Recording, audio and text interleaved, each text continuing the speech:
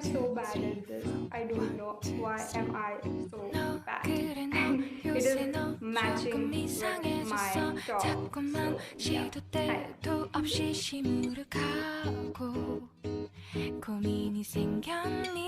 Hi there. If something looks new to you, then it's because it is.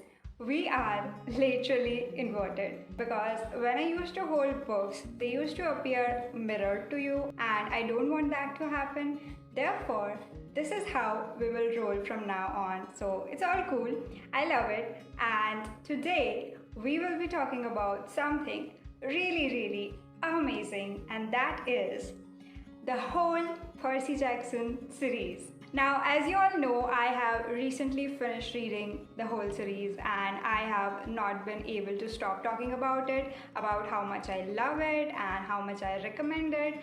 But I have also just talked about the last two books, and I really wanted to make a video on the whole series because the first three books I read very early on in the year, and therefore I haven't been able to talk about it, and therefore I decided to make a brand new video about this whole series.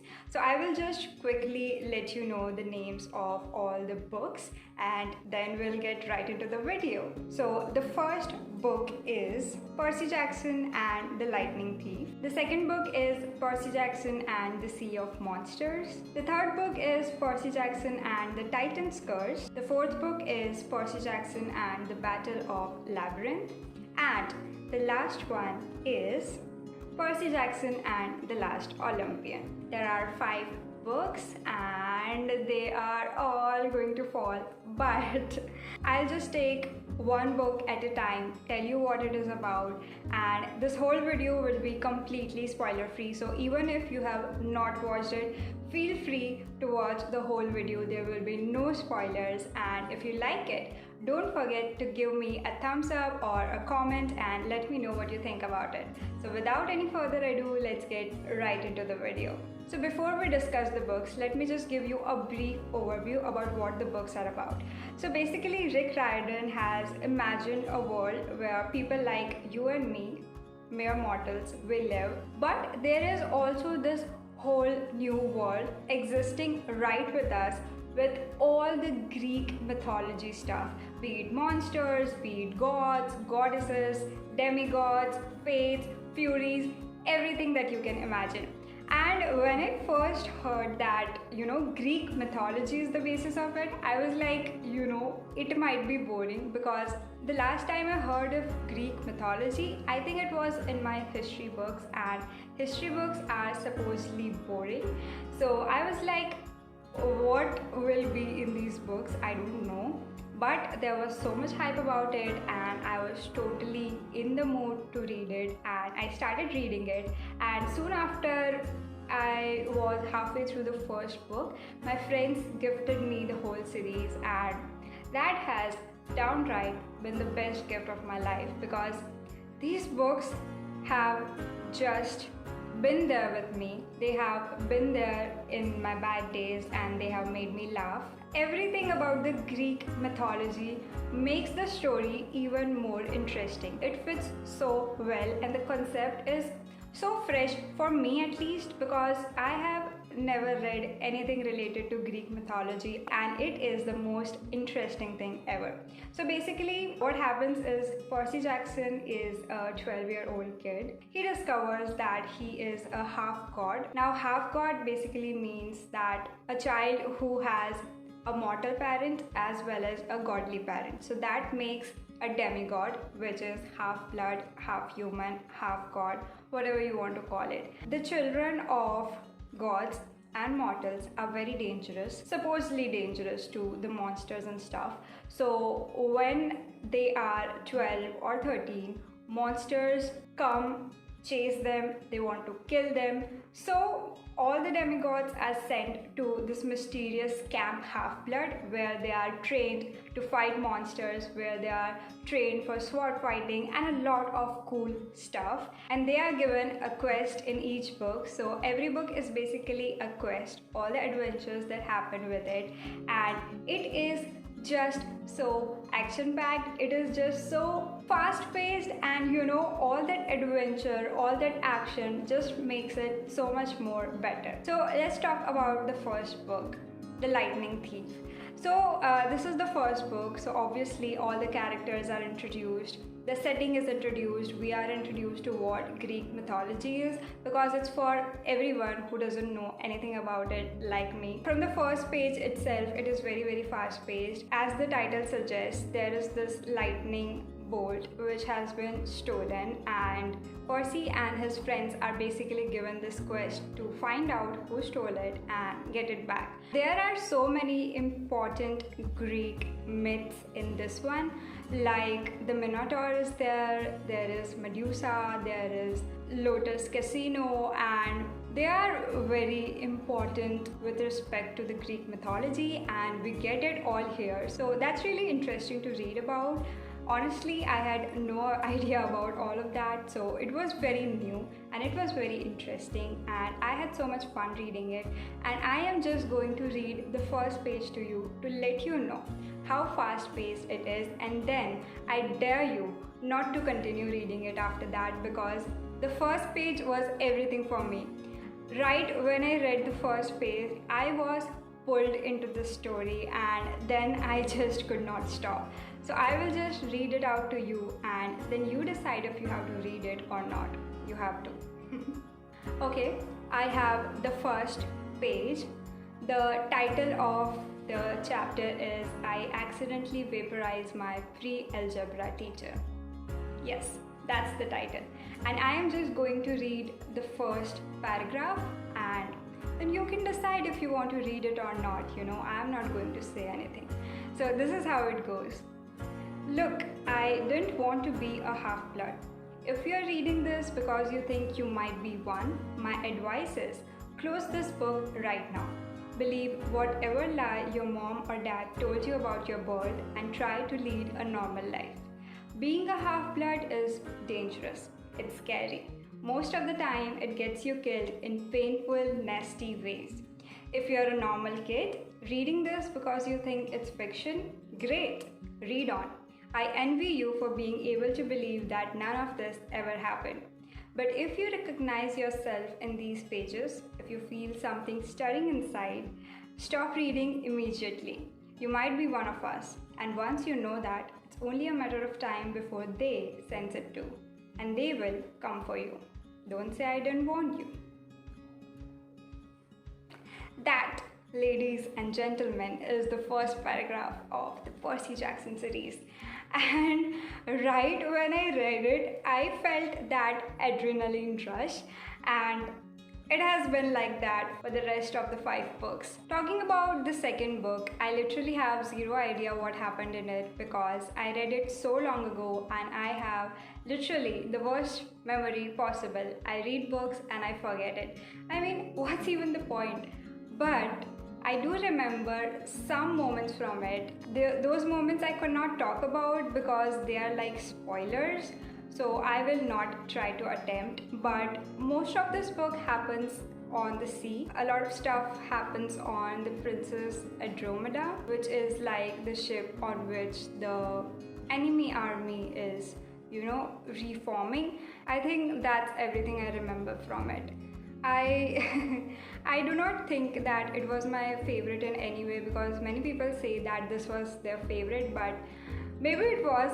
I have forgotten about it, and it is matching with my top. So yeah, hi. That's all I remember, that it happens in the sea, which is literally said by the title, but that's my memory for you people.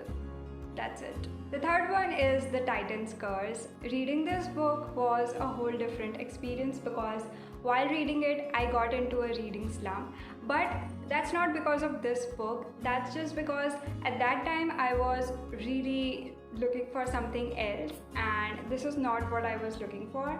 Therefore, I read it, but then I left it and I didn't pick up Percy Jackson for a long time, and I am very glad I did that, because if I had continued reading this or the rest of the books, I would not have liked them as much as I like them now, because It's just something like right book, wrong time, And sometimes you are just looking for something else. Then when I took a break, I read some books in between, and then when I picked up Percy Jackson again, I loved it like anything. So I'm glad that I left it at that time. Talking about what happens in the book, this is like the Goblet of Fire equivalent for Harry Potter, because this is the book in the middle. This is the third book in the series, and this is where things start getting darker. There are emotional deaths, and you realize that okay, people are dying, and it just